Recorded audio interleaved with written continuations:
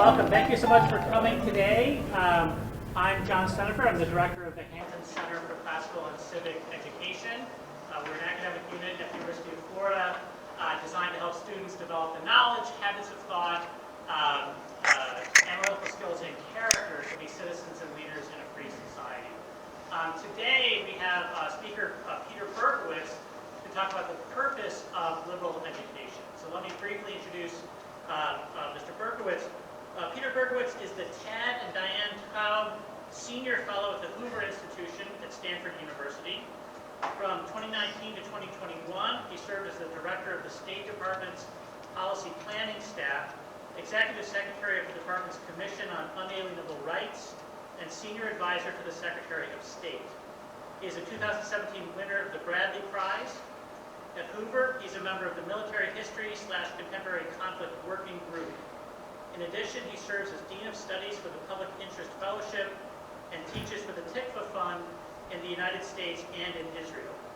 He studies and writes about, among other things, constitutional government, conservatism and progressivism in the United States, liberal education, national security and law, and Middle East politics.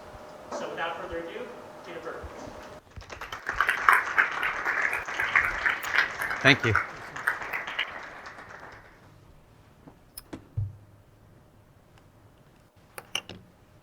Thank you very much, John. Thank you to the Hamilton Center. Thanks, Robert Ingram. Thanks for the whole team for giving me this opportunity to come to Florida in the winter and discuss a subject that I think is of surpassing importance, the purpose of liberal education.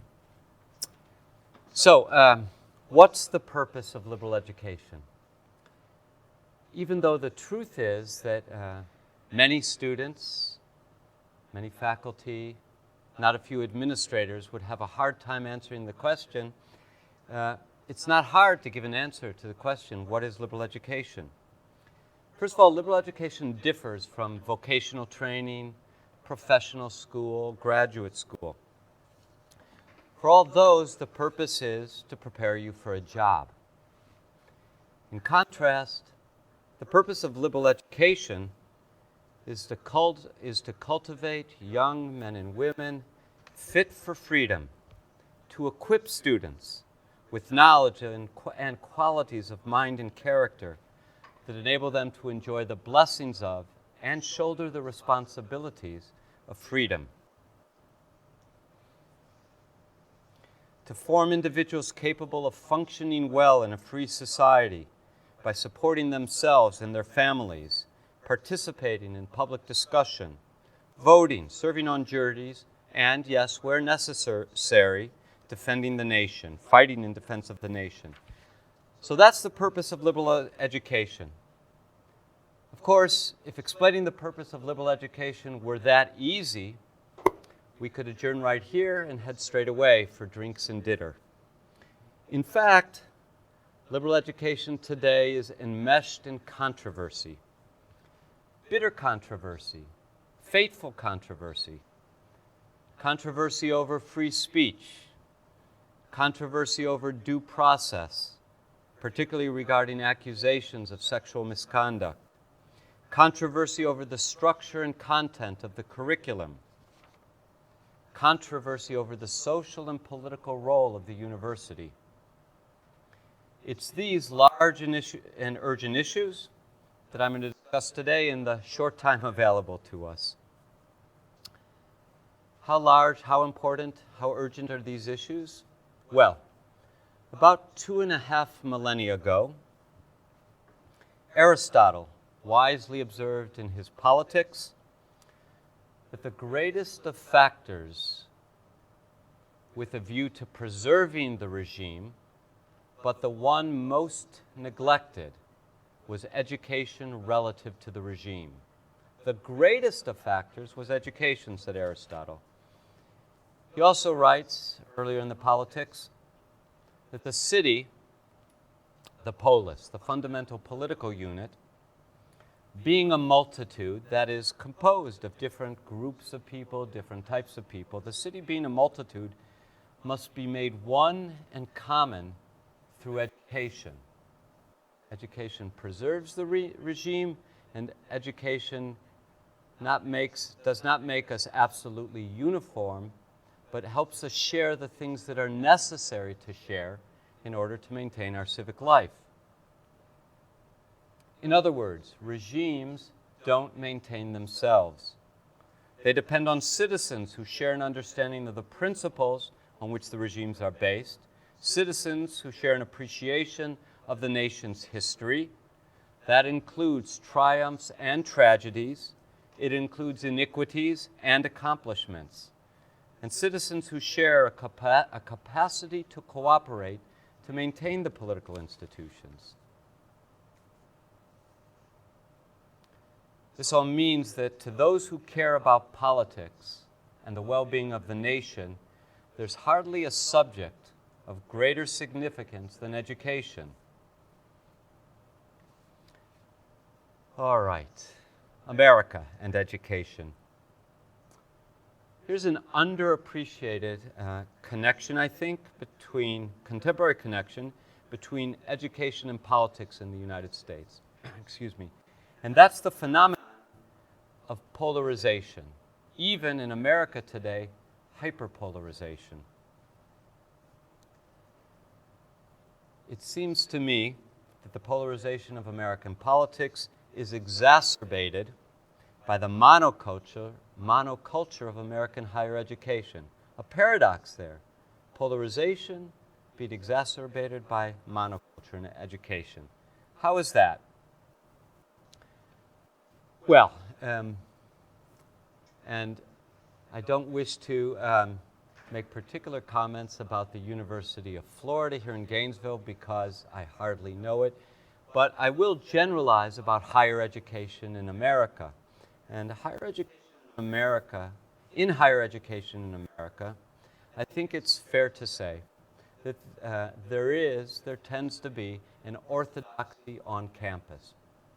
The orthodoxy tends to be progressive.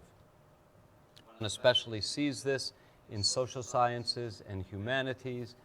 Many assumptions in the classroom are assumptions with which progressives are comfortable. And opinions that would be conventionally regarded as conservative are opinions that tend to be shunted aside, if not disparaged and condemned without a full hearing. What happens in a situation like that? Well, if you're a student who happens to hold progressive opinions, you will find your positions constantly reinforced. In fact, you will find that your political opinions, which actually require arguments and have vulnerabilities, you will find them treated as almost sacrosanct.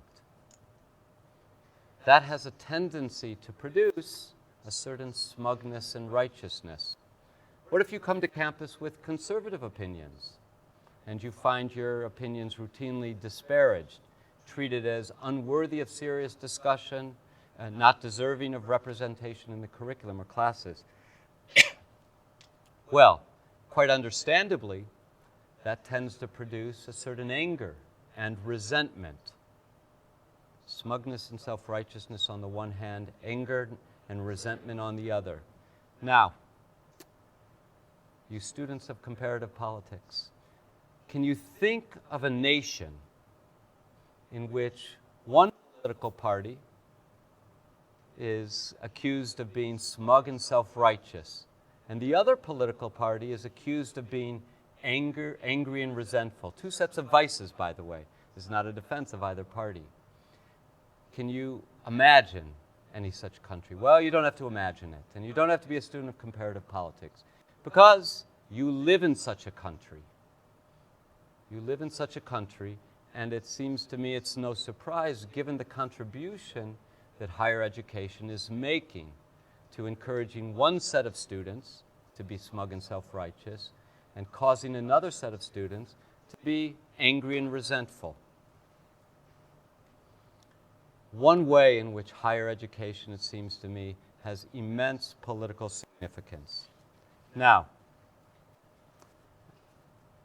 I'm suggesting that political education higher education has been politicized. Do I have any evidence? Yes. I'll give you just a few examples. I'll start with covering roughly the last 20 years, but I'll start with last week or 2 weeks ago. Some of you may have been following the news of happenings at Stanford Law School. Judge Kyle Duncan of the Fifth Circuit was invited to give a talk about issues that had come before his court.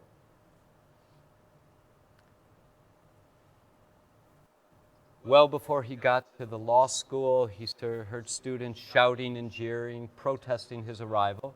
By the way, protests are fine in a democracy. It's not great that the walls were postered with pictures of those who invited him to Stanford Law School, depicting them as criminals. And what should not be permitted in an institution of higher education is disruption of the speaker. Judge Duncan was hardly able to get out any of his prepared remarks because of the yelling, the shouting, the vulgarities that he confronted in the lecture room. Finally, the assistance of a dean was requested. There were 3 deans, it turns out, there, present.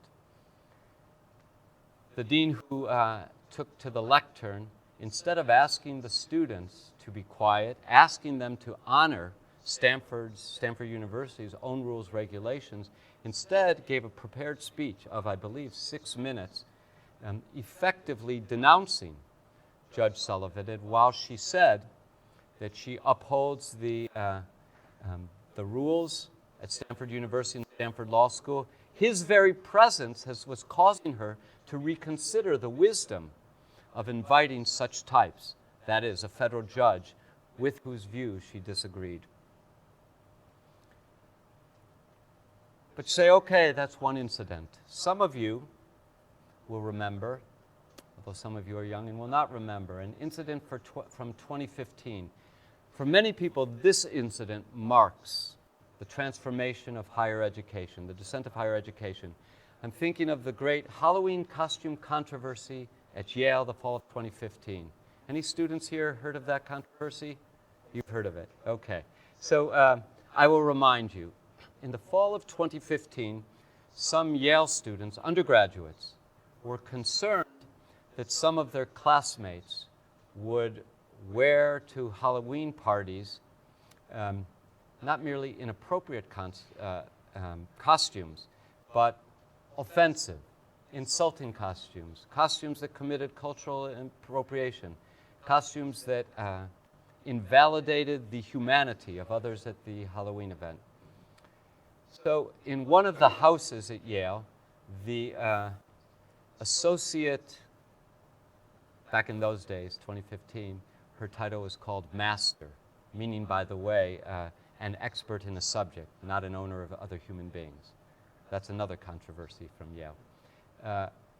Erica Christakis, who happened to be an expert in child psychology, wrote a letter to the students in which she suggested that it would be better for the students if they, rather than the administration, monitored their Halloween parties. Imagine that, students being responsible for their own Halloween parties, and if one student thought another student was wearing an inappropriate, insulting, even obscene costume, the offended student could take the offending student aside or could ignore it. Well, this letter created an uproar at Yale University. It actually led to the resignations from their position of Erica Christakis and her husband, Nicholas Christakis, a distinguished scholar, led to their resignations from their positions in charge of that house. So that was the condition of freedom of expression on Yale. Students insisting that students were not capable of taking responsibility for their own parties.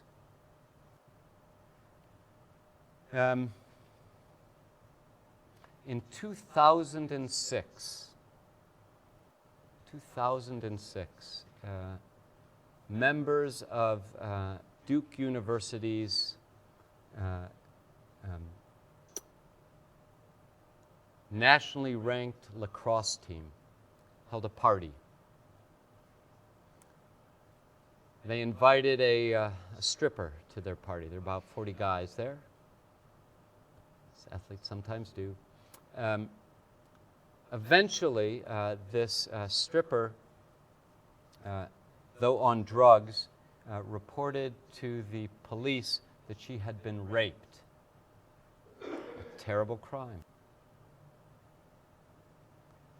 Without any evidence, the police, the Duke University administration, and leaders, dozens of leaders of the Duke University faculty proclaimed 3 students who were named as guilty of rape, a most heinous crime.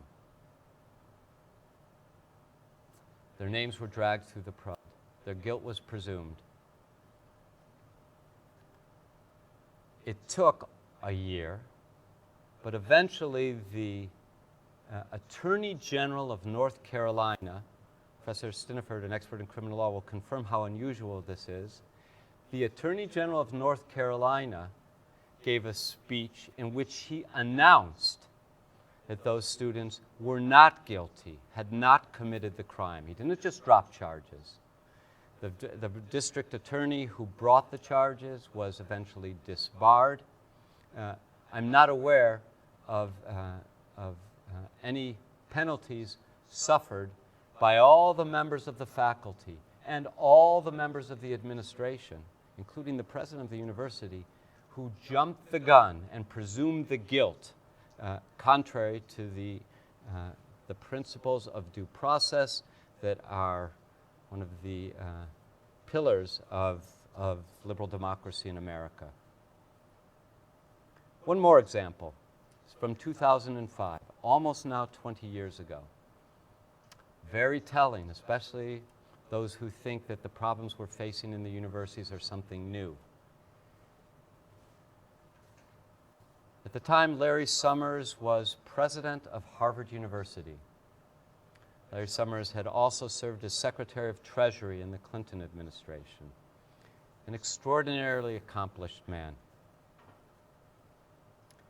He was President Summers then, Harvard President Summers, was invited, I think it was January 2015, sometime in the winter, to attend a closed-door session of the National Labor Review Board held at MIT, Cambridge, Massachusetts.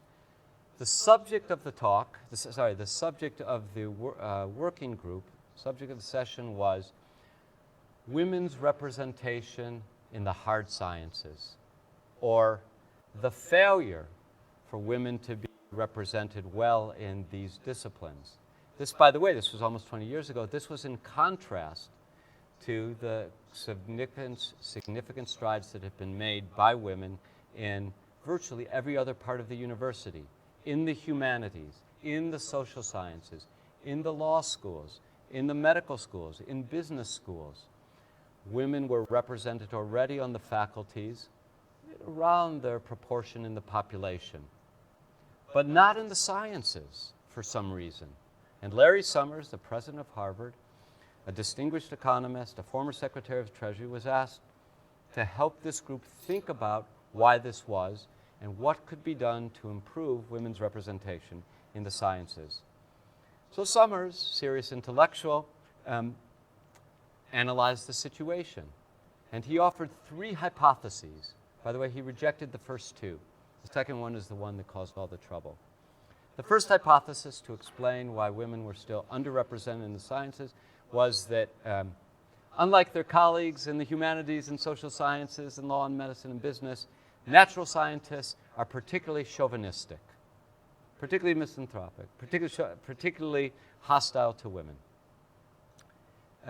Summers rejected this hypothesis. He said, I've talked to my colleagues in the sciences.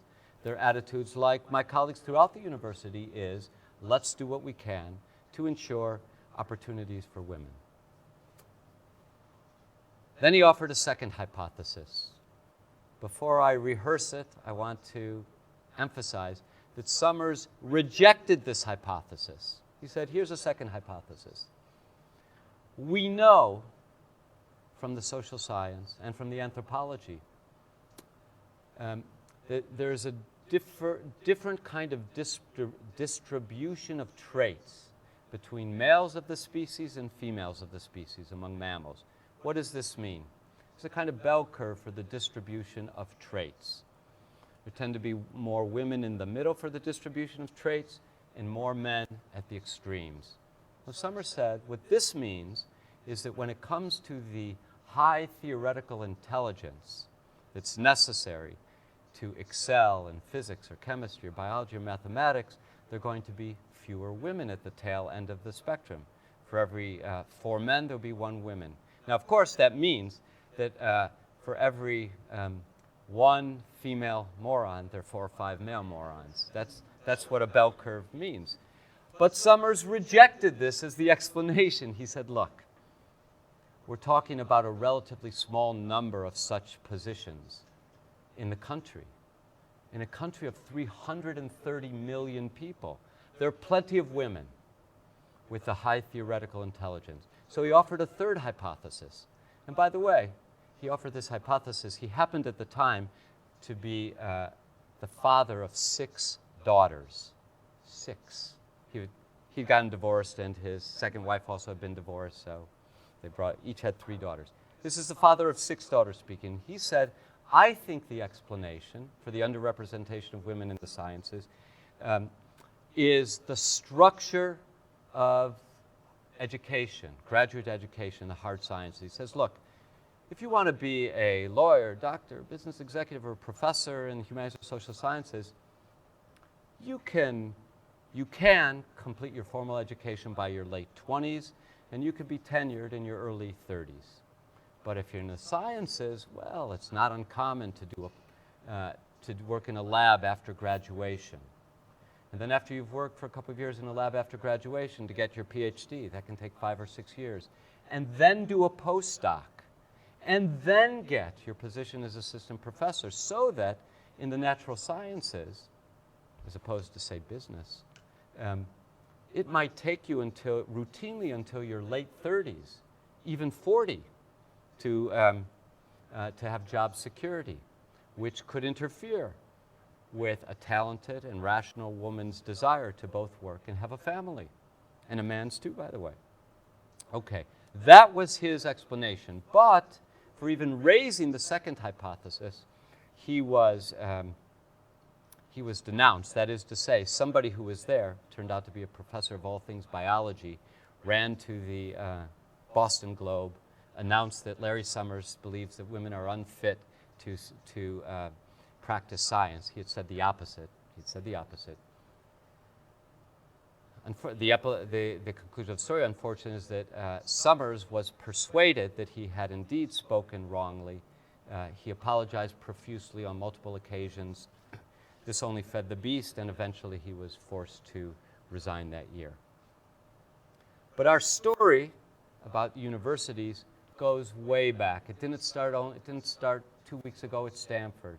It didn't start 8 years ago at Yale. It didn't start almost 20 years ago at Duke or at Harvard.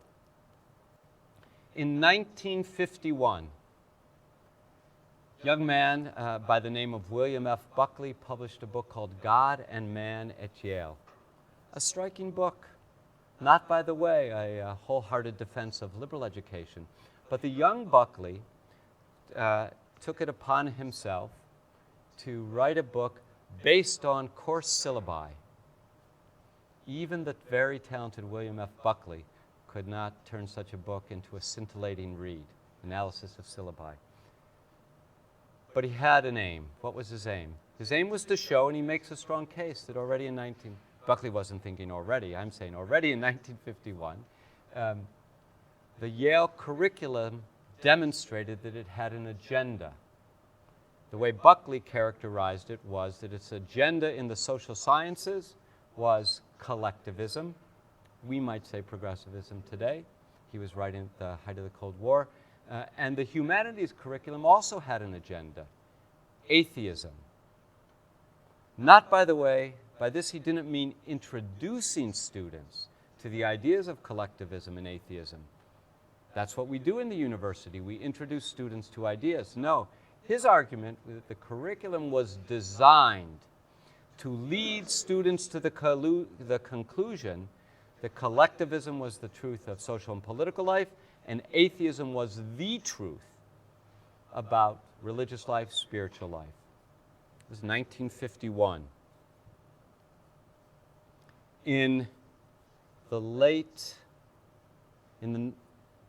One could deliver a whole lecture about the 1960s, but I'll come back to the 60s. I'm going to skip to the 1980s, when Alan Bloom published a book called The Closing of the American Mind, a book that became a bestseller. It was published in the late 1980s. It was based on an essay that he had published in National Review in the early 1980s called Our Listless Universities, Universities which don't know their way, which seems like a very different time from ours, but there's a connection. What was Bloom's complaint? Bloom's complaint was that students arrived at the university with an easy, almost indifferent relativism, moral relativism. What is that? That's the belief that all cultures, all moral and political outlooks are equal. There are no rational criteria by which we can judge one over the other, by which we would prefer one over the other. Bloom concluded that this was a kind of nihilism. He cited Nietzsche's teaching that if nothing is true, everything is permitted. Bloom wanted to wake up students from their dogmatic slumber. Yes, moral relativism is a kind of dogmatism because it begins from an assumption that it will not subject to questioning. He wanted to shake that assumption so that he could introduce students to the treasures of Western civilization, some of which, many of which, do not share the assumption of moral relativism. All the more reason for us to read them to enlarge our moral imaginations. In the late 80s, early 90s, Roger Kimball published a book called Tenured Radicals that helped explain the transformation of American universities. His most important point, I think, is this. The students of the 60s, the cultural upheavals of the 60s, brought to graduate school in the 1970s, not all of them, but a lot of them, a new view about the purpose of higher education, that education should be politics by other means. Politics by other means. In other words, as a famous 19th century thinker said, or to paraphrase a famous 19th century thinker, it shouldn't be the job of professors merely to understand the world. It should be the job of professors to contribute to change the world. Young Karl Marx, Theses on Feuerbach. And by the way, you see this at college graduations, university graduations around the country. And you're going to graduate this spring? If you do, if you graduate, I'd bet that someone's going to say at your graduation, the wonderful education you've received at the University of Florida equips you to change the world, to change the world. But you would be very lucky and an unusual student if someone said to you, the wonderful education you've received at the University of Florida is going to equip you to carry on the great traditions of American freedom, to pass along to the next generation the treasures of Western civilization. Very, very unusual to hear something like that. Late in the 1990s, Alan Charles Kors and Harvey Silverglate published a book called The Shadow University. This is the late 90s, 25 years ago. 300 pages of case after case in which universities, contrary to their own rules, curtailed free speech and eviscerated due process. That is, treated students accused of crimes, especially allegations of sexual misconduct, as guilty. Treated the charge as equivalent to proof of guilt. That was 25 years ago. So, our problems are problems of long standing. It's going to take a lot of work to reform them. I want to now speak about three dimensions. I've already alluded to them. Three dimensions that I think are especially important to work on in order to restore liberal education in our universities. The first is free speech. As I said, I've mentioned this. Several years ago, I was at an event in Palo Alto, sponsored by a great organization called the Foundation on Individual Rights in Education. And I gave a short talk. The president of FIRE, Greg Lukinoff, gave a short talk. End of the talk, about 50 people there. One of the parents, 50-something, raised his hand and said, look guys, I'm with you. I believe in free speech like you guys believe in free speech, but tell me, what does free speech have to offer to historically discriminated against minorities? What's in it for them?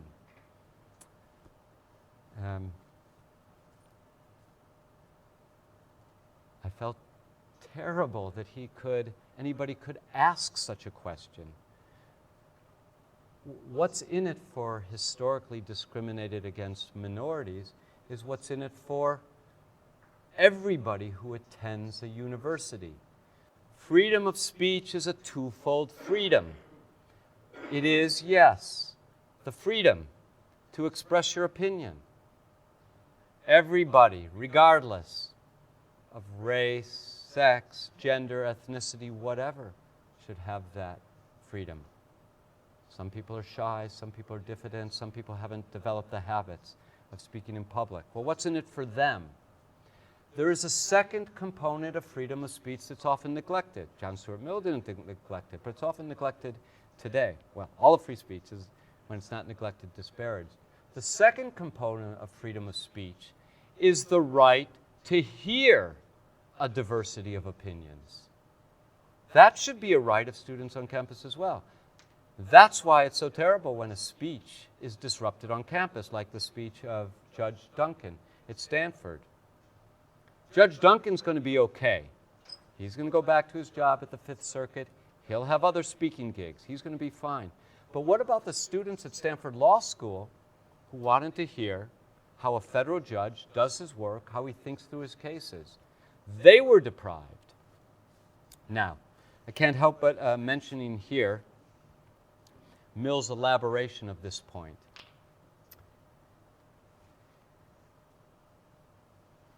On the question of freedom of speech, Mill emphasizes, in regard to the truth of opinions, there are only really three possibilities. One, this is the most painful one, we could hold a wrong opinion. Then, by the way, obviously, we should realize freedom of speech is in our interest, because freedom of speech will give us the opportunity to hear somewhere out there a correct opinion and replace our incorrect opinion with the true opinion. What could be better? But Mill says there's another possibility. We could hold the true opinion. What do we need freedom of speech for in that circumstance?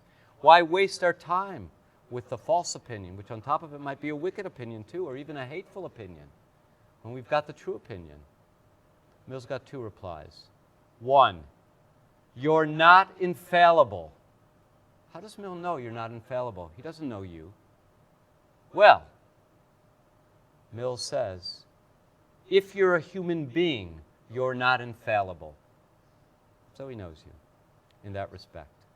Second, Mill says, you especially actually need freedom of speech if you hold the true opinion, because the last thing you should want is that your true opinion to grow flabby or brittle. The last thing you should want is to hold your opinion as mere dogma.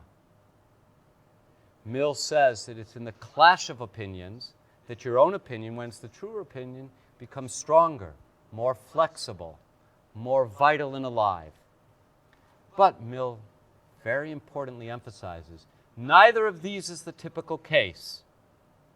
That you're wrong, that's a relief, but he also says it's not the typical case that your opinion is the correct opinion, especially when we're talking about moral and political affairs, which Mill says there's always an argument to be made on the other side.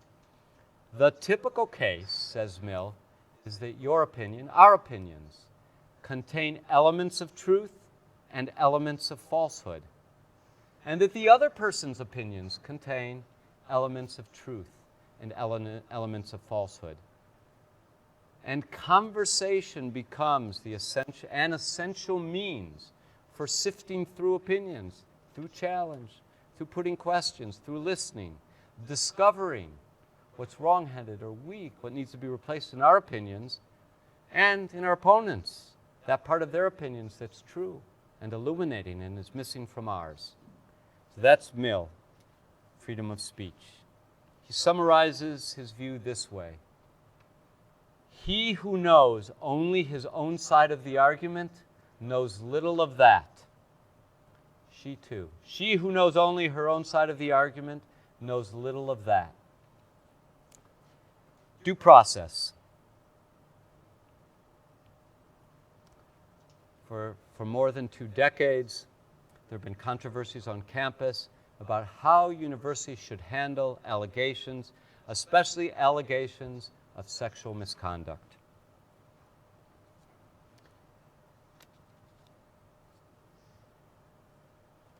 For what it's worth, my own view that in the matter of serious crimes, the heinous crime of rape, for that's a matter that the police should investigate. They have the tools, they have the equipment, they have the know-how.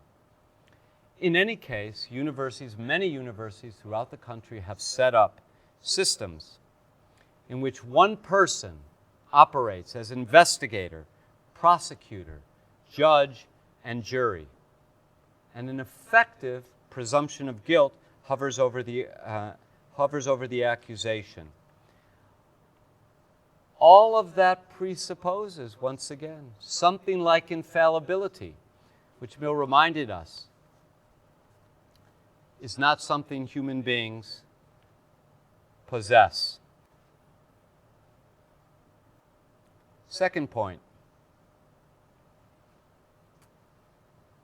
Much of the apparatus on campus, which is designed to regulate sexual relations, police accusations of sexual misconduct, is based on an idea, based on a theory that in the mists of time has become obscured. And I want to remind you what it is. I say the mists of time, it's 30 years, but that's a long time for us. The institutional apparatus really presupposes the truth of works by a woman named Andrea Dworkin and a woman named Catherine McKinnon from the 1980s. What were their central arguments? And you'll see their central arguments justify the kind of institutional apparatus that has been developed. The argument, and this is taken from a book called Toward a Feminist Theory of State by Catherine McKinnon, who incidentally was the class day speaker at my graduation from law school. Her theory runs as such: we live in a, quote, male supremacist society. This is a form of, for another time or in questions, form of contemporary neo-Marxism. We live in a male supremacist society We are organized to the benefit of men at the expense of women. In fact, women are so discriminated against. Their spirits are crushed. Their bodies are injured by all the disadvantages that are built into the system, that women are incapable of giving meaningful consent to sexual relations. All women? All women. That includes married women. Notice what that means. If that were true, all sexual relations between men and women is presumptively rape, because no woman is capable of giving meaningful consent. Even an expression of consent is a reflection of what?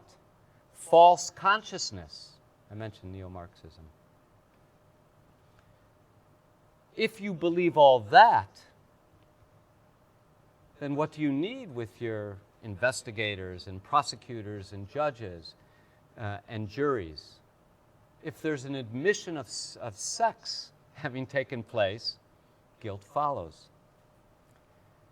Third area, my conclusion is that we need to restore due process on campuses, and we need to restore it crucially connected to the spirit of liberal education. Liberal education is education for free citizens. Free citizens are not presumed guilty, presumed innocent. Now, free citizens commit crimes, and students who commit the crime of rape, of course, should be punished to the full extent of the law. But due process must be protected because the eradication of due process teaches a terrible lesson about freedom. Finally, the curriculum. Curriculum are generally and for the most part in a state of disarray, but do not understand themselves to be in a state of disarray. Most colleges and most universities have a requirement, a kind of general distribution requirement. It goes under different names at different universities, but usually it means that a student has to take a few classes in the sciences, a few classes in the humanities, and a few classes in the social sciences. Which classes? We don't care. 2 in the social sciences, 2 in the humanities, 2 in natural sciences, or there might be various ways to fulfill this requirement. I don't say everywhere. Maybe the University of Florida is different, but generally and for the most part, this is the situation. What this means is that at your typical university or college, and certainly at America's most elite colleges and universities, it's possible for 2 students to graduate, same degree, and have maybe not even read a single book in common, a single essay in common.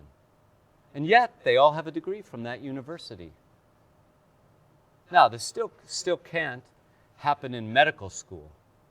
Every medical student has to study some basic core. Most law schools, it's winnowed down now, but most law schools have still some basic core. Contracts, torts, civil procedure, criminal law, constitutional law, something in common, but not for liberal education.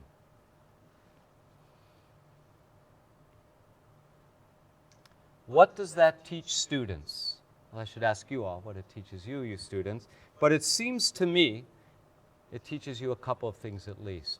One, it teaches you that thinking the college is not really about learning anything substantive. It's about modes of thinking, how to approach a problem. This makes us think that we're wiser than we are because part of approaching a problem involves substantive knowledge of the issues, language, culture, history, study of political and economic principles helps a lot in humanities and social sciences.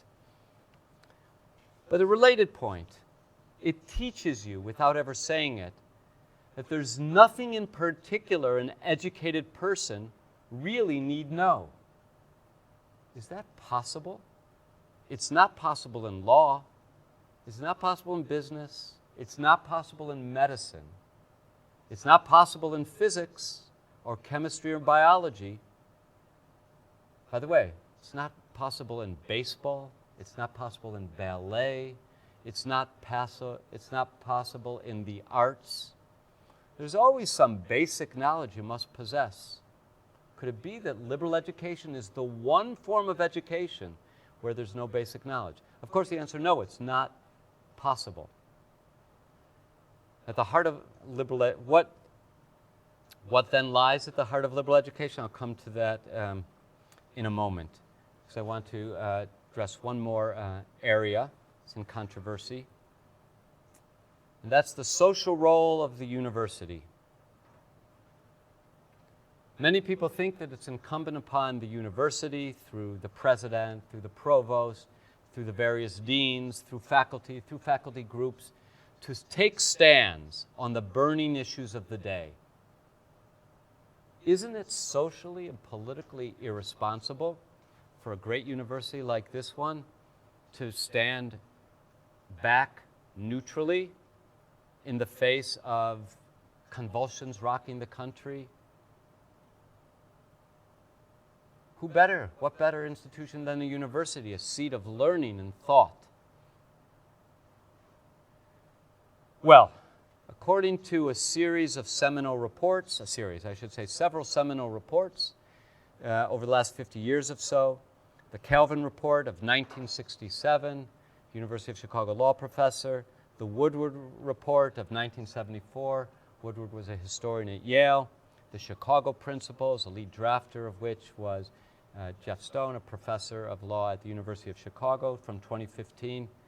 According to all these reports, I recommend you look them up. All can be found on the web. It's actually crucial for the university, in order to accomplish its mission, to remain neutral to the extent possible on the great social and political issues of the day. Why is that? Wouldn't that hollow out conversation within the university? Does this mean that students and faculty are asked to put their political positions aside when they set foot on campus? No, exactly the opposite. Calvin Report, Woodward Report, the Chicago Principles, they want the university administration as an official body to remain neutral, precisely to allow wide-ranging and vigorous discussion on campus, because surely it weighs down discussion on campus if your president, if your dean, if your provost, if the chair of your department has taken a decisive stand in the name of the university on one side or another of the great issues of the day. That makes a student who opposes that now university orthodoxy a pariah. Students don't want to become pariahs. Therefore, they will remain silent. Therefore, conversation, discussion, and the discovery of the truth will suffer. All right. The time has come to conclude. A few remarks about reforming higher education. Suggestions. Inside established institutions. The University of Florida is an established institution. I'd start with orientation. It's actually very difficult for an outsider to discover what are the contents of freshman orientation works, manuals. Most universities don't publish them. They give students user IDs and passwords, special access codes. So therefore, what I'm about to say is somewhat, but only somewhat speculative. My educated guess is that the majority of orientation materials for colleges and universities around the country are very heavy on a subject that actually students these days are immersed in from a very early age. Allegations of racism, sexism, and hostility to ethnic minorities in this country. I suspect many of you have encountered these ideas in high school and before. My guess is, educated guess, but a guess, is that orientation materials are very weak on the principles of free speech, on the principles of due process, and on the content of a liberal education. I would reverse matters. To help reverse matters, not only would I reform orientation, John and Robert and I were discussing this over lunch, I would institute a campus-wide lecture on free speech every year. I would surround it, a guest speaker, could be drawn from law, political science, could be some kind of activist, a judge, a lawyer, speak about various dimensions of freedom of speech. And I would surround that lecture with a week of lunches and dinners and special seminars. This would be a way of the university both teaching an important idea and demonstrating that the university recognized how central this good, this practice is to liberal education. Curricular reform. This is not a guess now. This is a dream. What's my dream?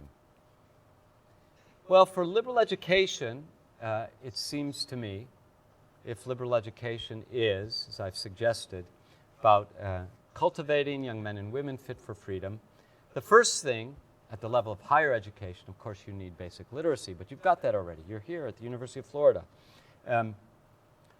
I would make the founding principles of the American political order, America's constitutional traditions, the good, the bad, and the ugly, to be sure, I'd place that central, but also American history. In American history, I put special emphasis on diplomatic history and military history and religious history. And I want to pause for a moment about military history and religious history. In emphasizing military history, am I saying that because I like war or because I'm a warmonger? I don't think so. I'm saying it because it is a fact of human existence that hardly any phenomenon has played a bigger role in human civilization than war. Suppose you deplore that. Suppose you hate that. It's still a fact. And if you want to understand our common humanity, the heights and the low points, you have to study war. By the way, here's a second phenomenon that has been absolutely central to human civilization. Religion. But you say, you're not religious. Fine and dandy. That doesn't change the historical fact that religion has been a central feature of Western civilization. It was part of the world of those who founded the United States. It has represented an important dimension of American life. And around the world, it continues to be central to human civilizations. If we want to understand ourselves, other human beings in the world, we have to do a much better job of studying military history, religious history, and so on. And of course, I would incorporate, again, I'm talking about dream now, some basic classes in American, European, medieval, and classical history, literature, American history, and not only the great moral and political ideas of the West. I would require everybody to take a serious course in a civilization outside the West. And here also, so committed am I to multiculturalism, rightly understood, that I would require every student, that's a degree in liberal education, to learn a foreign language. Now, when I say learn a foreign language, I do not mean 1 year and out. I mean learn it. What does learning it mean?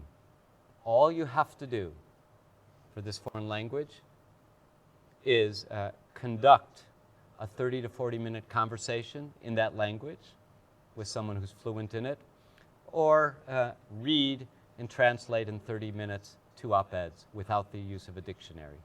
That's all. Why?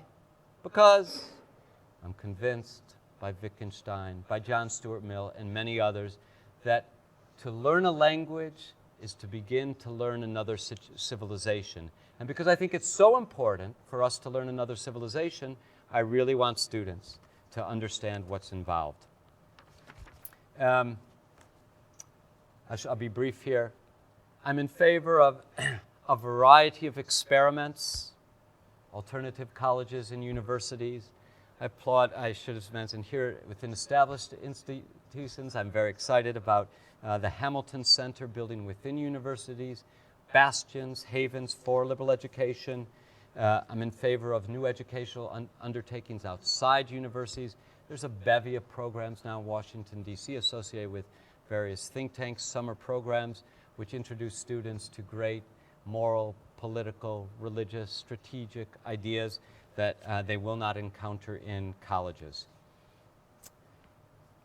To conclude, I remind you where we began. Aristotle teaches that the greatest of factors with a view to preserving the regime, but slighted by almost everybody, is education relative to the regime.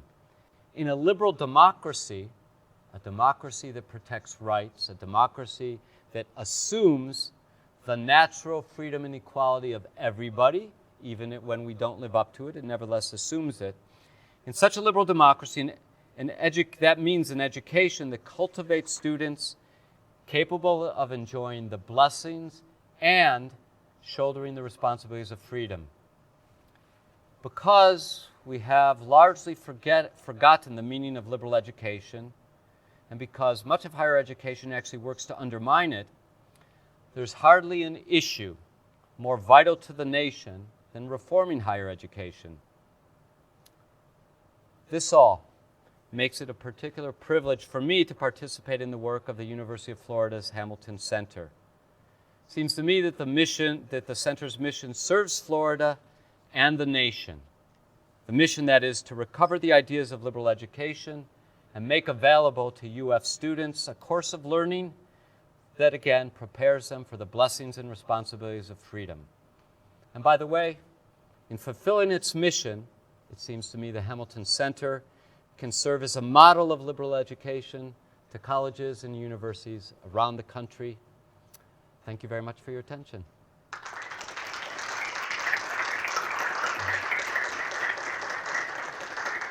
And I guess we're going to go to questions and answers. Do you want to keep your own cue, or do you want me to keep the cue? why don't you go ahead and keep the cue and... Okay. That's all I want. That was great, and I'm sure people have questions going in a million. Good. But I want to ask you about something kind of small. You mentioned that graduate education is not liberal education. But of course, graduate education is where the liberal educators end up getting educated to do the education that they're going to do. So what are your thoughts about how graduate education could contribute to liberal education? Great question. Graduate education, right, is not liberal education strictly speaking, but it's related. How is it related? This is true, by the way, of legal education. Liberal education, I think, a proper liberal education will make you better at whatever graduate studies you're engaged in. And I think it makes you better, maybe not as a technical lawyer, but as a lawyer. Why? Because liberal education enhances your understanding of what it means to be a human being, what it means to be a citizen in a free society, and surely that's relevant, whether you're in the social sciences, whether you're in the humanities, whether you're in law. Now, are you a graduate student? Postdoc. What's your field? English. Okay. So I studied English as an undergraduate. I bet you noticed that your professors had an interest in preparing you for entrance into a profession, helping you think like a literature professor, helping you write so that your articles would be published, so that your dissertation would be read, so that you can secure a job and get tenure. Make you part of the discipline. Now, I don't say that entering the discipline is inconsistent with liberal education. But it is about a job. Now, if you're especially in English literature,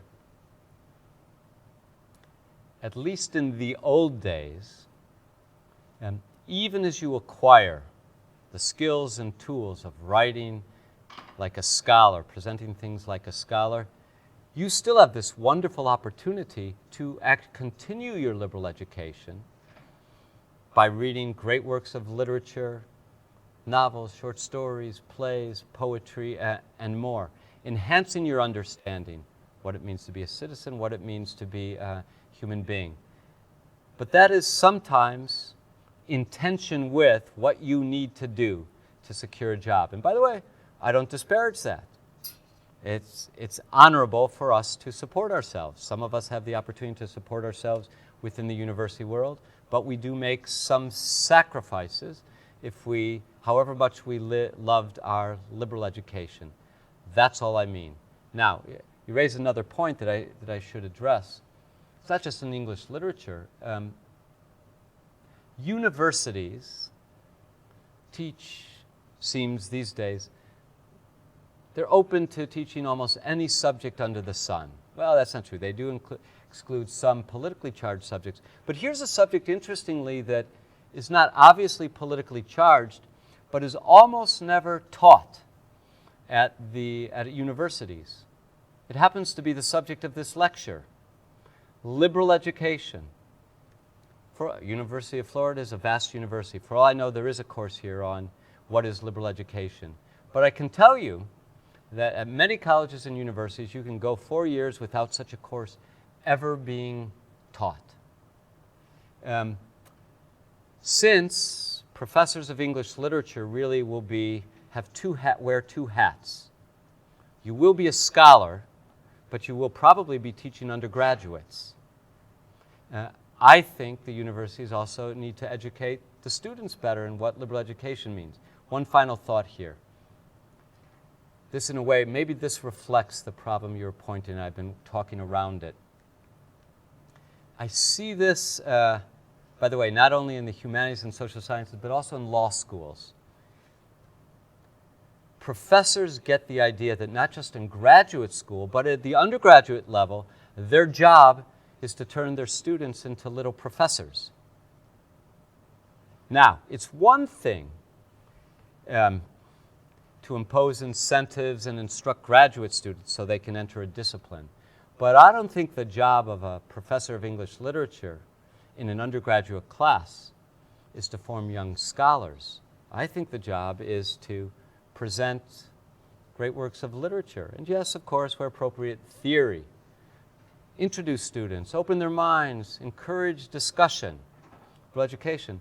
But what part of graduate study involves this reminder that you're not only scholars? By the way, in the law schools, you see this also, law professors increasingly don't come from the field of law. They get PhDs and they want to teach law and courses. Real training in the field of law is disparaged. So they teach classes to law students, most of whom are going to become lawyers, but they design the courses for the few students in them who are actually going to become professors of law. So now that I think about it, yes, since you're not only going to be a scholar but a teacher of undergraduates, a responsible department also should be teaching you about the purposes of liberal education. Sorry for the long-winded answer. And some of my students are in this room. Aha! Yeah. Even better. Thank you for giving me a good answer. Thank you for the talk. I also thought it was great. So you identified 3 main dimensions that we should focus on in our attempts to reform the university: free speech, due process, the curriculum. And I'm wondering, in relation to the goal that you see liberal education having, cultivating students who will be fit for freedom and citizenship in a free society, which of those do you think we should prioritize, or which is most urgently demanding of our reforming attention? Another good question. Unfortunately, I've got a problematic answer. They're deeply interconnected. what good does it do to formally repair the curriculum if the courses are taught in a politicized manner? What do I mean by a politicized manner? All I mean by that is a professor who teaches on the great moral and political controversies. Take a class in American politics, American ideas and institutions, from the first Puritans who arrive on these shores to the contemporary moment, the colonial era, the founding era, Jacksonian democracy, run up to the Civil War, Reconstruction, Gilded Age, progressive, all the way to the present. In every era, there are controversies. These courses should not be taught in such a way as to indicate to students there's a single morally proved answer at this university about these controversies. By the way, that doesn't mean the professors are not allowed to have opinions or inclinations, but if the professor doesn't ensure that the range of arguments on each question are brought out, I don't think you can properly call what transpired education. So that means you need vigorous protections for free speech to have the kind of curriculum I want and the kind of teaching I want. But of course, if you have a university campus where students live in fear because they know that to be accused is to be found guilty, what lesson are we sending students? We're sending students the lesson that even our university doesn't really believe in cornerstone ideas of free institutions. Nice things we're learning in class. But when we get out of here, we know what the answer is. When we're in power, we enforce our judgments. And these niceties, these formalities of the law, for suckers. So, but still, that's not a fair question. Not a fair answer on my part. Because still, you say, okay, that's fine. They're all interconnected. But we got to start somewhere, and we can't do three things at once, right? Okay. I actually think it's... I would focus, there are many hours in the day, so I would not neglect any of them. You're not going to change the curriculum overnight. What you might do is create a new center, which can offer some alternative classes. We professors, I'm not technically a professor anymore, but I once was a professor. Professors, like everybody else, get stuck in their ways. Professors are disinclined to teach new courses, so I'm not optimistic about any sort of curricular reform. I think you can make some headway, and quickly, with freedom of speech, because I think, I could be wrong about this, with freedom of speech, that the hotheads and the true ideologues are in a minority. The problem is that we have a big swath of faculty who are not willing to speak out forcefully in public in defense of freedom of speech, but maybe you can recruit some of those people. For example, I'm not aware of any major faculty statements from the Stanford Law School expressing chagrin at what took place from the students, where you would think it should happen immediately. But that's something that maybe you could grab a foothold there, because with 1, 2, 3, or 4 professors, you might be able to start something. You could get what is maybe a silent majority in the universities. So again, orientation materials, that's in a way a small matter, a free, or at least it's a bounded matter. A annual speech on freedom of speech, that's somewhat bounded. But a substantial change in the curriculum, yes. That's a long way off. So, but I believe in the importance of small, incremental steps, and I believe in the wisdom of my old tennis coach. Always used to say, the key is to keep your feet moving. Once your feet stop moving in the tennis court, you're done for. So, we find the opportunities for progress and keep our feet moving. So, on your criticism of the inconsistency in undergraduate and federal education, if the purpose of an undergraduate institution truly necessary to have a rigid core curriculum for general education if students can have the liberty to select an array of different classes that they want to pursue in their general education, and in effect, the skills imparted and the concepts imparted are the same. So, if someone arrives at the hospital in an ambulance, still conscious, we say, still conscious, we don't ask them, we don't say, look, you have all these departments here. Which one do you like? No, we say, we have a problem here. We're the doctors, we're the experts, and we're going to take you to the appropriate department.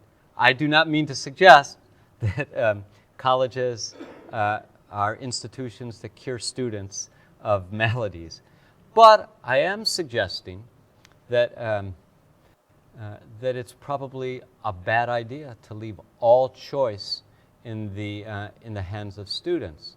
I do not think of colleges and universities as restaurants that offer you a menu and you decide what's most tasty and what's best for your nutrition. Of course, I recognize that at American universities, you specialize. You all have majors, right? But typically, majors, I don't know how it works at the University of Florida, but usually a major doesn't occupy more than 25 or 40% of all the courses you take. So it seems to me there's room, not for the core curriculum of my dreams, but there's room for any university to, let's say, mandate. Tough word. Students don't like that one, mandate. But to mandate, let's say 20% of your curriculum. I don't know any major at a four-year college in which you can't do justice to your major with 80% of your of the rest of your courses. And in that 20%, you could take a basic class in American political ideas and institutions. You could take a basic class in literature. You could take one or two basic classes in history, and you could take a basic class in great moral and political ideas, and still have lots of freedom. So in other words, what I'm suggesting is that we can find a way, we can work together and find a way to balance requirements with choice. After all, this is a free country and we're preparing you for freedom, so you should enjoy choice, but not absolute and complete choice.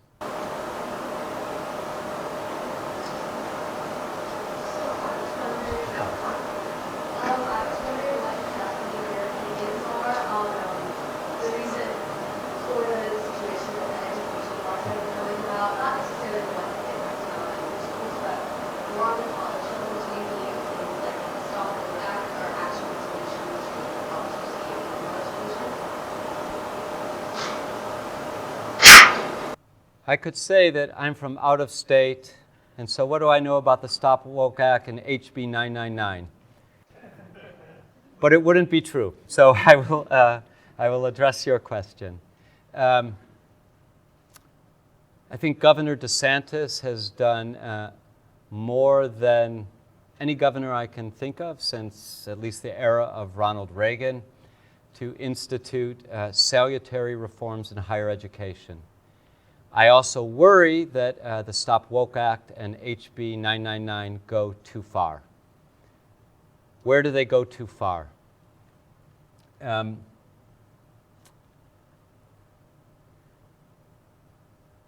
speech of teachers in K through 12 education differs from the speech of professors at universities. How so? Well, there are a couple obvious differences. One, the students at K through 12 are required to be there. Who requires them to be there? The state. They're a captive audience.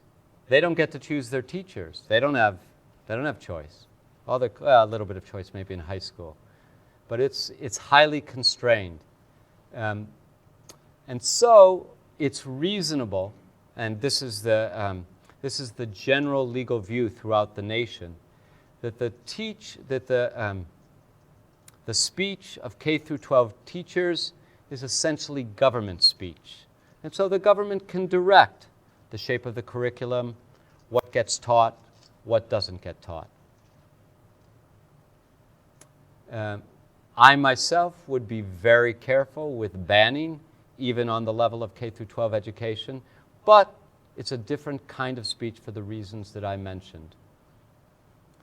It seems to me that the DeSantis administration went too far when it suggested in front of a federal court that the speech of professors is also government speech, and so that it can direct professors what to teach and what not to teach. First of all, you students are differently situated. I believe none of you are compelled by the state to be at the University of Florida, and you have tremendous amount of freedom, even if some visitors to Florida would like to constrict it just a little bit. Moreover, the university has a special role that K through 12 education doesn't have. Universities are about transmitting, about producing and transmitting knowledge, discovering, transmitting knowledge.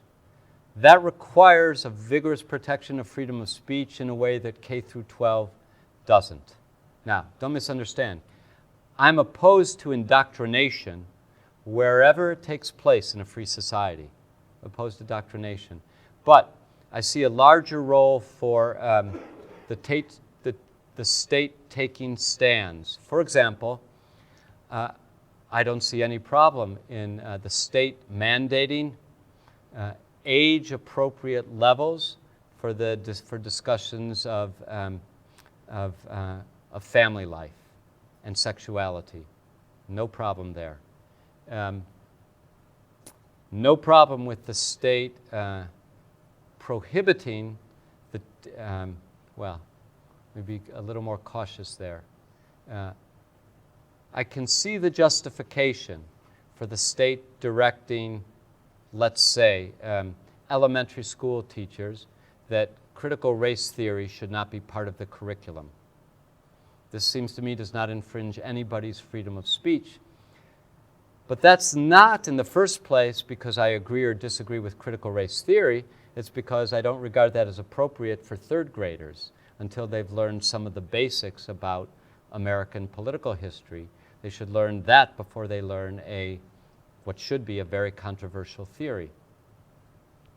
Back to HB, Stop the Woke Act still has some provisions about higher education, as does HB 999.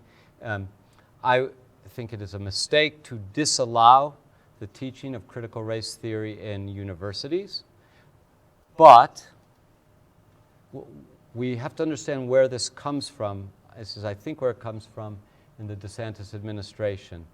The perception, which I regard as correct, that many professors present critical race theory as the unquestioned truth about America. Some people say, well, critical race theory, that's something that's only taught in a few law schools. Fine, I'll put it in different terms. Teach the belief that America's founding principles and constitutional traditions are systemically racist. That America is divided into an oppressed class and an oppressor class. We suffer now. 30 years ago, what was fashionable in the law schools was to say we live in a male supremacist society. Now it's fashionable to say we live in a white supremacist society. What the DeSantis administration is responding to is teaching those ideas as orthodoxy. That should not be done, but I think it goes too far at the university level to ban the teaching of those or any other ideas. I'll stop there. Yeah, I'd like to ask a couple of questions about a couple of tensions, I think, where you're talking. So one, the idea that a liberal arts education at least has a significant impact on supporting the political life. Now, I think that's an important idea, especially in the American tradition. But if you take the critics of current educational policy, thinking sometimes particularly of my core disordering policy, they would say, yes, absolutely right. You know, a liberal arts education is not a political regime, and we have some serious problems with that political regime. Yeah. And so we agree with you. That's why we almost scrap liberal arts education.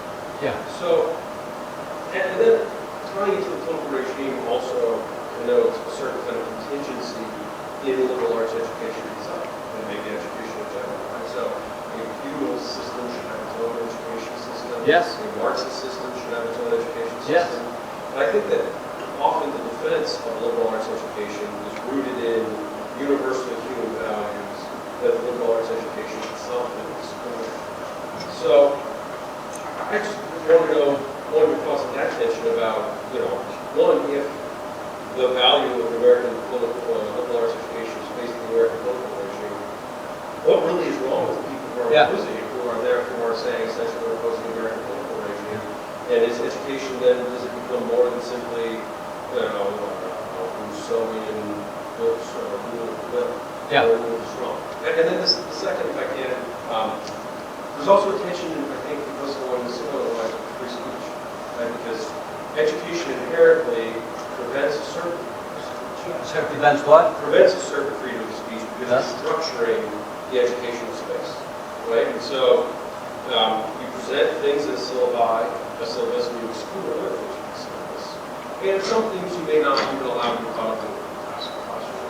Right? So, teaching anthropology, I wouldn't allow in my anthropology class somebody to bring up certain anthropological theories from the early 20th century that had racial connotations. In part because they're not scientific. So you have to filter out speech in order to promote education, and also to encourage an environment where freedom of expression is well. Because the people who are shouting down the speakers can say, well, I'm expressing my freedom of speech, I'm just doing it in a more loud way than the other guy. So I think these are two serious tensions that often come up in our discussion of liberal arts education and the role of speech in education that are not always really well supported. Yeah. So let me take the second point first, because there's a lot there, and then we'll go back and you remind me of the first question.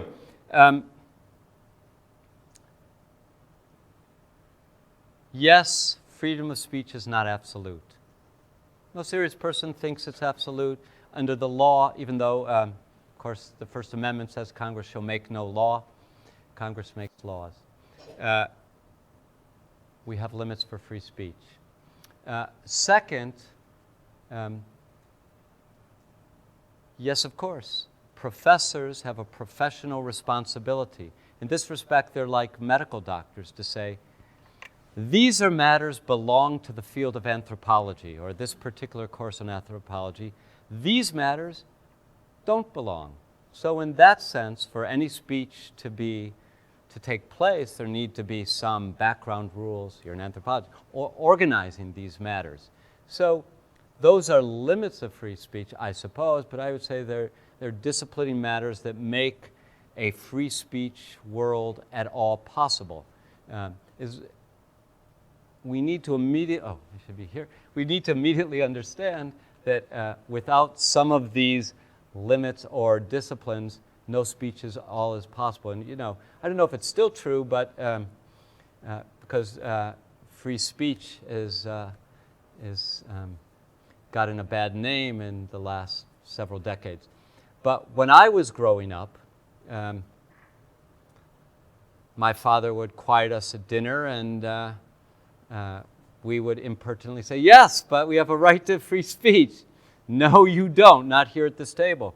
And so you could say violation of free speech, but that would be a ridiculous example. So it seems to me recognizing limitations on free speech doesn't undermine the essential claim. And the way they put this, by the way, in the Kelvin report and the Woodward report is we want the widest possible space for free speech, recognizing that you can't do defamation, you can't reveal classified information, you can't make real, serious threats to commit violence against another person or a building or an institution. Those are all illegal. So the very idea of limits on free speech doesn't strike me as a devastating argument against freedom. I mean, at the beginning of I know within the academic world, this is a version of the view that, liberalism purports to be neutral, but it never is. It's always taking sides. The problem is not with the liberalism, the liberal tradition, the modern tradition of freedom taking sides. It's this invented notion that the liberal tradition purports to be neutral. Never did. The liberal tradition is always in favor of freedom. So it's another way of putting the matter.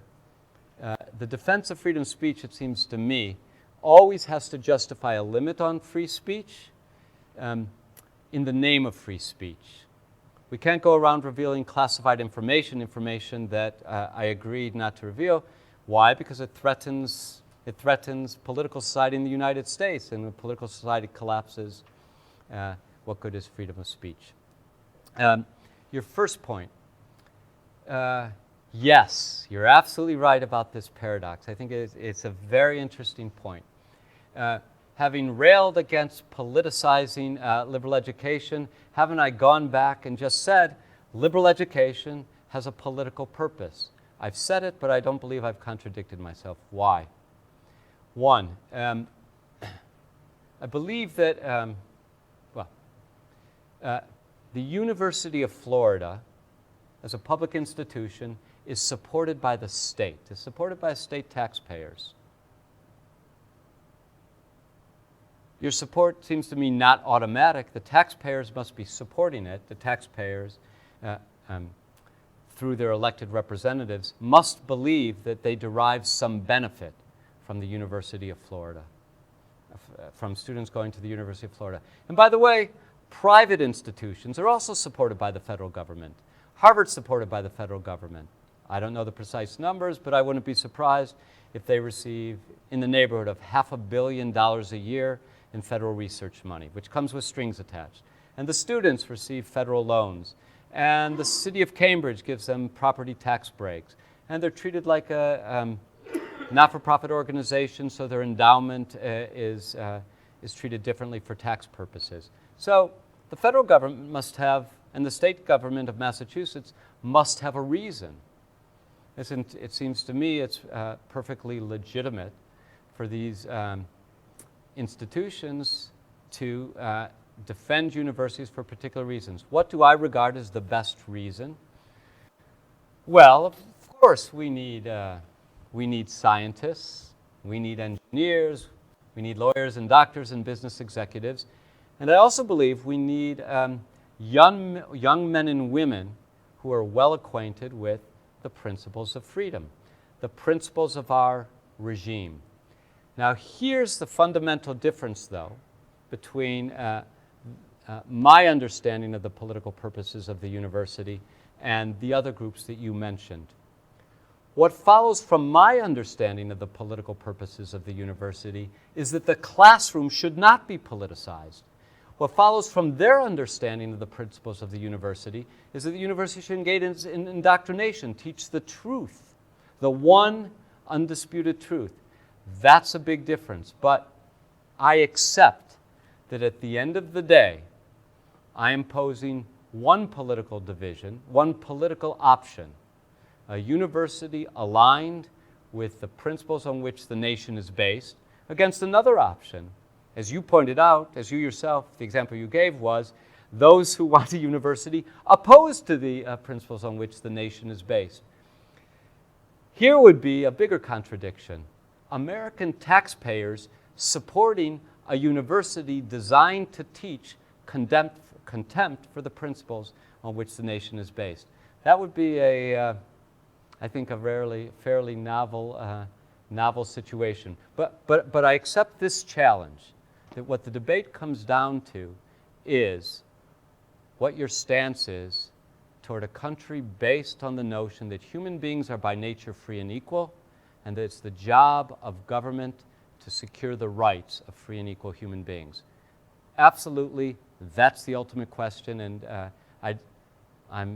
if I kept that obscured, that was a mistake on my part, and I'm grateful to you for helping me state it more clearly. Hi. Hi. Thank you for coming. I'm an undergraduate student and also a current fellow at the Lucky you. Yeah. And so one question I have is regarding hyperpolarization and monoculture in America. Do you believe that programs like advanced placement promote that monoculture across the United States because they grant students early credit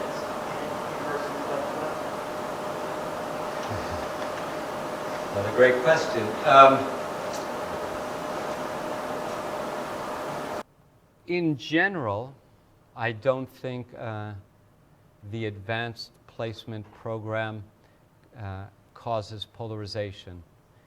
To the extent that the advanced placement program encourages young men and women, especially young men and women with a proclivity to study whatever, history, literature, for that matter, mathematics, physics, it doesn't matter, encourages them to study more and to study harder. Well, I think it's good for the nation. I do worry that since I took advanced placement exams a long time ago, the advanced placement exams themselves have been politicized.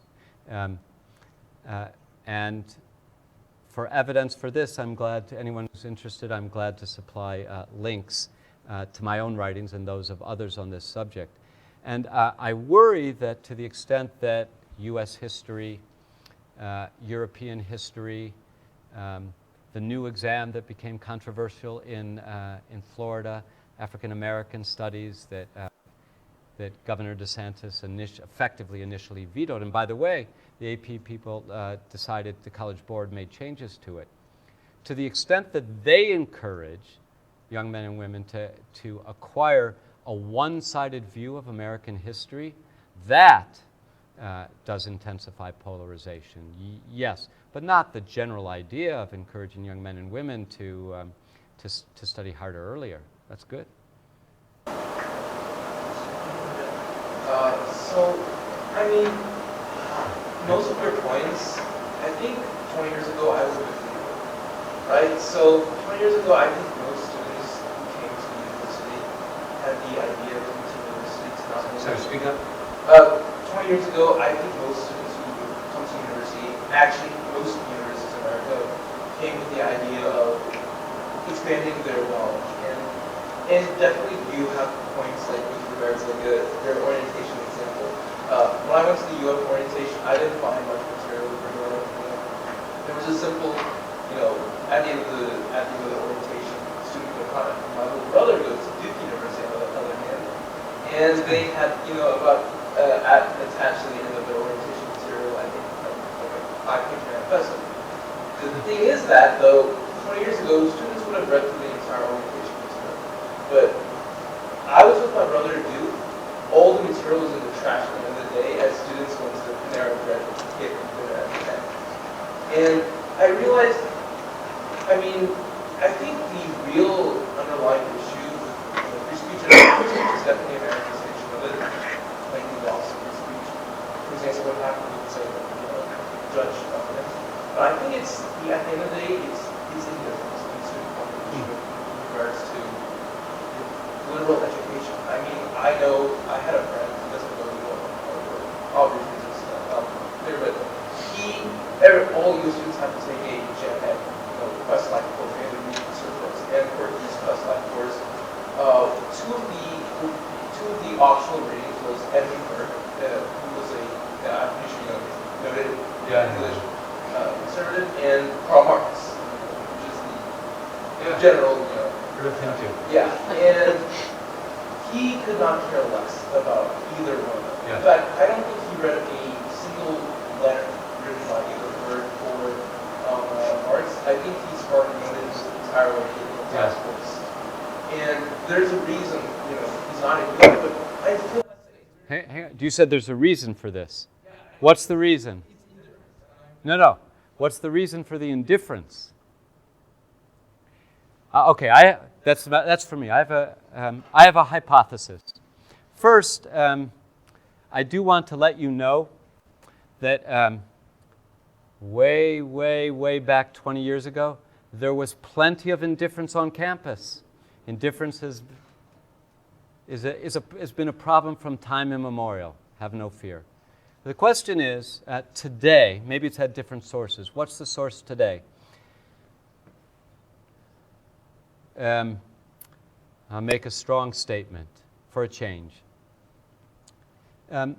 Maybe it's because too many of their teachers, of these students, and too many professors have made education ridiculous. if we would stop making education ridiculous, if we would stop speaking in impenetrable doctrine, if we would stop treating our classrooms as factories for future professors, if we would genuinely introduce students to ideas, I got a feeling that we would attract more interest. But now, it's pretty late in the day if students arrive at the universities already with the cynical view that these people who want to teach us about Burke and Marx, what do they know anyway? So it seems to me that the fact of widespread indifference does not actually fundamentally alter the situation. It's still true, I think, that America would be better off with young men and women who were better educated rather than worse educated in regard to the principles on which their country is based, in regard to their own civilization, in regard to other civilizations. In fact, what I take from your point about the indifference that students bring to college, and this is a fair point, is that I've given a truncated analysis of the situation, as if we could just start with higher education and the three problems I mentioned. I take what I take to be your real point, that the real reform needs to begin with K through 12 education. True.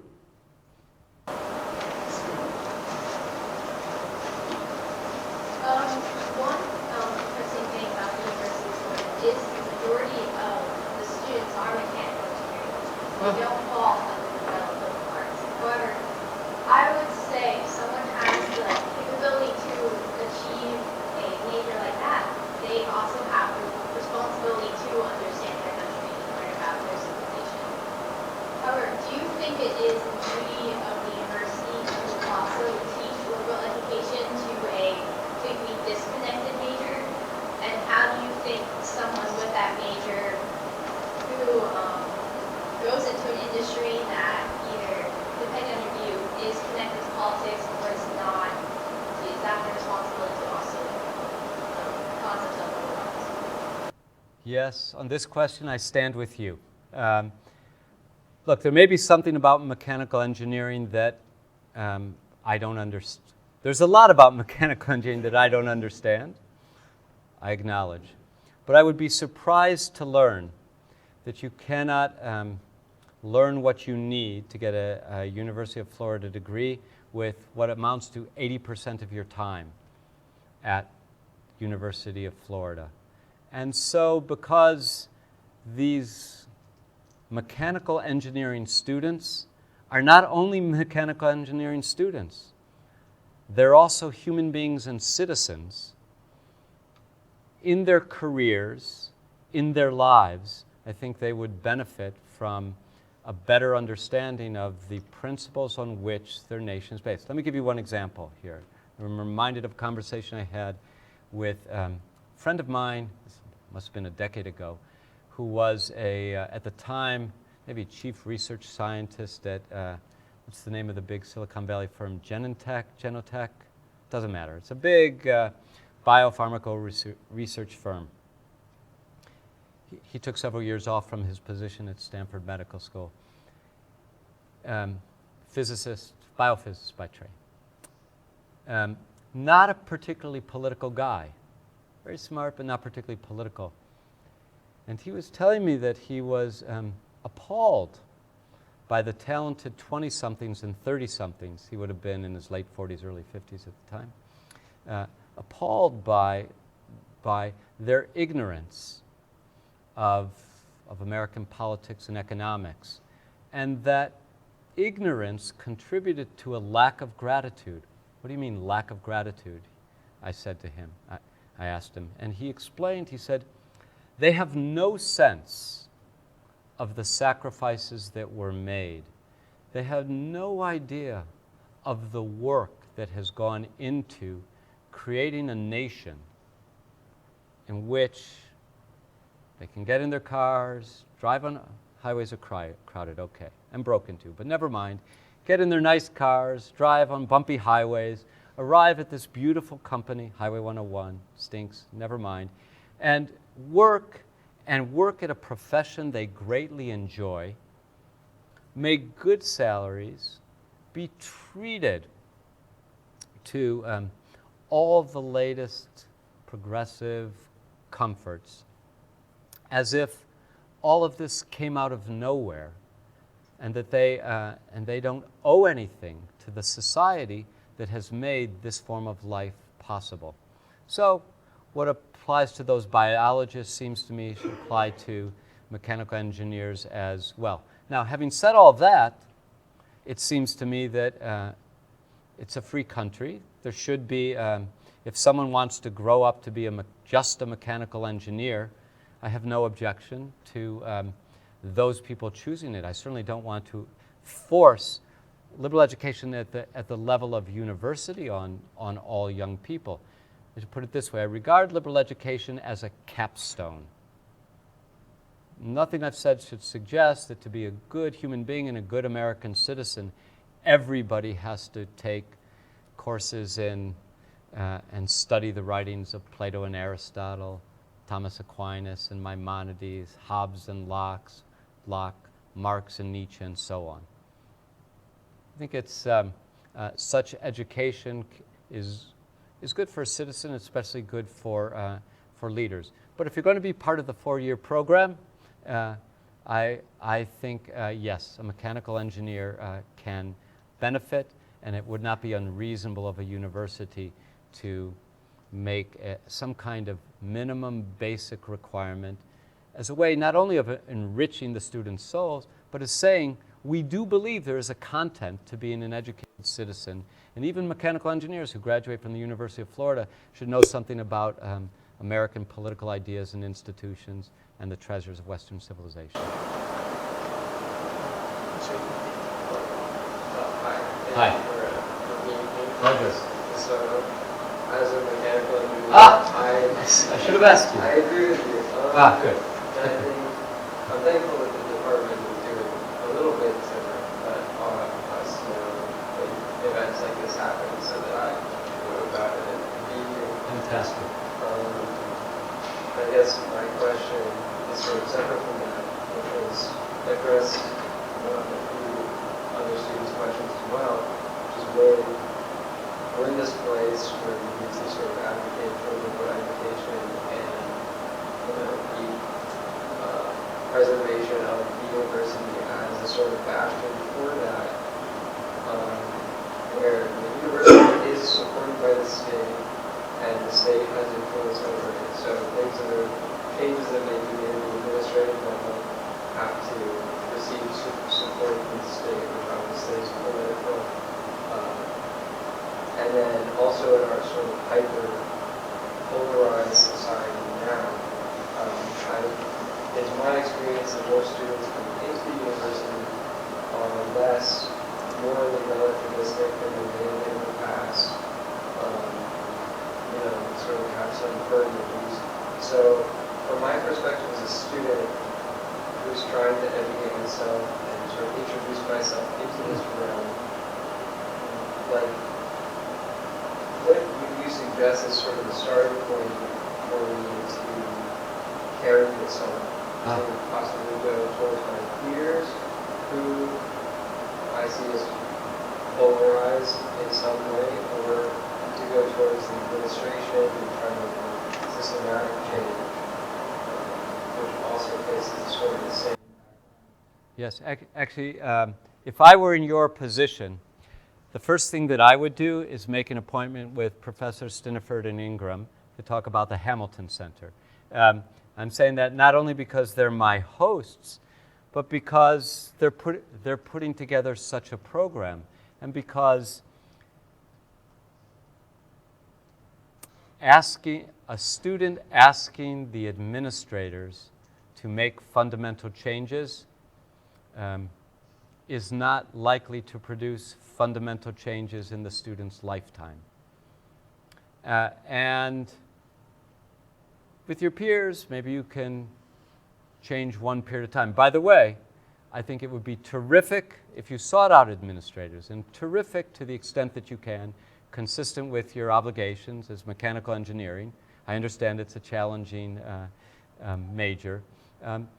To seek them out for conversations about this. But to the extent that you want not merely to change, but you want yourself, while at the University of Florida, to set yourself on the road to taking advantage of being at a great university with lots of resources, and to begin reading books and engaging in conversations with people who also understand the importance of exposing themselves to big and controversial ideas. I think you need to seek out these guys because they're setting up programs and can introduce you to curricula and good places to begin your study. Thank you.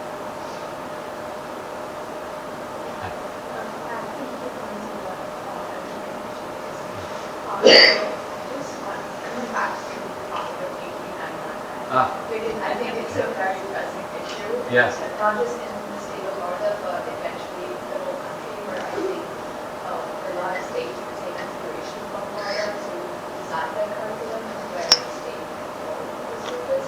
I want to know what you think would be the university's social and political role in society, especially at a time right now where education, not just education, but like where students come in with hyper polarized views. How would liberal arts and universities contribute to like further hyper polarizing? Oh, great question. My own view is that if the university would make improvements in the three areas I've mentioned, free speech, due process, and a curriculum, as I've described it, universities there would be making a political contribution, but a political contribution in defense of liberal democracy in America. How so? The charge against freedom of speech is it allows hateful speech. Actually, sometimes it allows uncomfortable speech, violent speech. Actually, now we used to say that speech is violence. Now we say silence is violence. They get you coming and going. But a true free speech regime teaches toleration. Why? A true free speech regime, first of all, says everybody gets to participate. The full range of opinions are welcome. Moreover, everybody gets to listen. Some people are not excluded. These ideas are not for you. Nope. These ideas are for everybody. Now, you might say, but still, freedom of speech is not really fair because it provides an advantage to the smooth tongue, to the orators. Actually, by the way, we didn't invent this argument. Thomas Hobbes made this argument about democracy in the middle of the 17th century. He said, democracy, the reality of democracy is that it's an aristocracy of orators. It means that a democracy actually benefits those people who are most adept at getting out in the public sphere, speaking rapidly, persuasively. Okay, can't get over that. I don't claim that liberal democracy is absolutely neutral. It's for freedom, and yes, it will benefit some. But it encourages toleration as students get used to hearing a variety of arguments, including the arguments with which they disagree. Also, due process requirements. Teaches people that presumption of innocence applies also in university campuses. This is a way of treating everybody equally.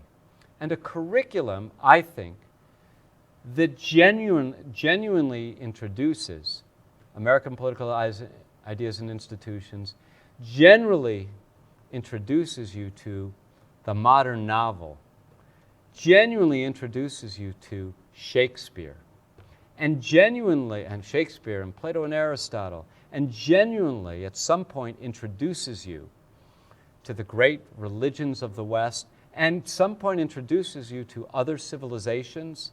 By the way, not a theoretical celebration of multiculturalism, but a real understanding. That's hard work, by the way.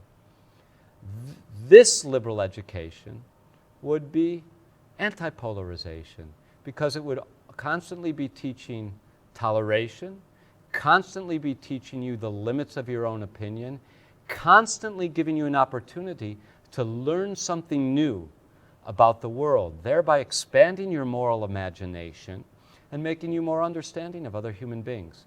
So that's what I do to combat polarization. I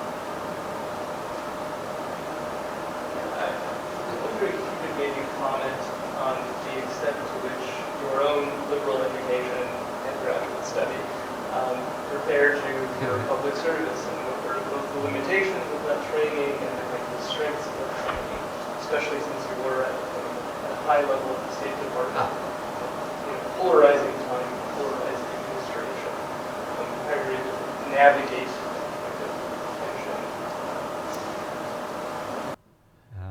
Yes. As I think Professor Stiniford mentioned, 2019 to 2021, I served as the head of the policy planning staff in the State Department. Policy planning staff is part of the Secretary's office. The head of policy planning reports to the Secretary. I should say that the policy planning staff is probably it's a group of about 25 people. It's that part of the State Department which most closely resembles what I had already been doing. In other words, our job was to deal with the long-term implications of policy, to make sure that the policies in place were well aligned with our strategic objectives, always to be reviewing those strategic objectives. In my particular case, I worked on two big projects. One was the report of the Commission on Unalienable Rights. The other is a paper called The Elements of the China Challenge, which was part of Secretary Pompeo's, in my judgment, great achievement in reorienting American foreign policy around the China challenge. In fact, so significant was his achievement that if you look at President Biden's first foreign policy speech, February 4th, 2021, if memory serves, 2 or 3 weeks after he entered office, he essentially adopts the perspective that we had developed over the last 2 years, last 2 years in the State Department. How did my training help? Well, remember, I went to a small liberal arts college, Swarthmore College, but I also got professional training. I studied political science, graduate school, also went to law school. How did that combination help me? This is a contingent matter because I might have ended up somewhere else in the State Department, but I ended up in the policy planning staff. And so I was helped because I came in with an allergy to dogma, and there was a lot of dogma in the State Department. I came in with a prejudice. When I say prejudice, I mean it actually in Burke's sense of a prejudgment in favor of the notion that it's hard to understand other societies. It takes a lot of work. It takes studying, as I've already mentioned, language and culture and history.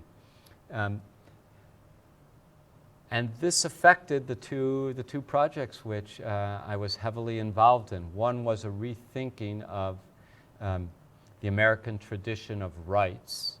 So we wrote this is unusual, but the commission for which I served as executive secretary wrote a report on rights that in a way served as a critique of both left and right. How a critique of the left, and this my training in political philosophy and political science and law helped with. I should add that the report was commissioned by Secretary Pompeo because he was certain that human rights should be central to American foreign policy, but also confident that they were twisted in contemporary discourse. As a result of that twisting or the treating human rights as a vehicle for pursuing a political agenda, many conservatives rejected human rights as somehow a matter that was solely for the left. But Secretary Pompeo discerned, and he was right, and this is the heart of the report, that can't be accurate. Why? This nation is based on unalienable rights. Our Commission on Unalienable Rights. What is an unalienable right? What's an unalienable right? It's a right you have just because you're a human being. Which kind of human being? Male human being, female human being? Black, white, brown, green, yellow, orange human being? Doesn't matter. Just because you're a human being. So the idea of universal rights, human rights, was central to our tradition. So this doesn't happen to every head of the policy planning staff, but I found myself involved in a commission writing a report that actually drew upon my training in political philosophy and in law. As for the elements of the China Challenge, precisely because I was, I should say instead of prejudiced, predisposed to believe that we can't understand other civilizations, societies, nation states without understanding their culture, including the ideas that they profess and how they inform their conduct. The policy planning staff, I think, was led to write a report that emphasized, put it this way, that rejected the terms of a long-standing debate in the political science world, which determines the behavior of states, ideas and principles, or power and interests. Now, for any of you in this room who have not studied political science, the answer will be obvious. It's both. It's some sort of interaction, just as it is with human beings. What determines our behavior? Our opinions, our impulses, our interests, some mixture, because how we interpret any particular situation is a result of ideas we bring to it. So anyway, so the report, in that sense, the report we wrote, it's called The Elements of the China Challenge, has sections about interests and power, but culminates with an analysis of the ideas that inform the Chinese Communist Party's ambitions at home, in the Indo-Pacific, and around the world. And maybe I should just acknowledge, since our topic has been liberal education, that maybe you won't be shocked to discover that both reports, and one on China and American foreign policy, the other on the deep-rootedness of universal rights in the American political tradition, both end with pleas, with counsel, that if we are to improve our understanding of human rights in foreign policy, their place and their limits, and if we are to prepare the nation to meet the formidable China challenge, we must take immediate steps to reform education in the country. Well, I think that's a perfect way to end. So thank you. Thank you. Thank you all.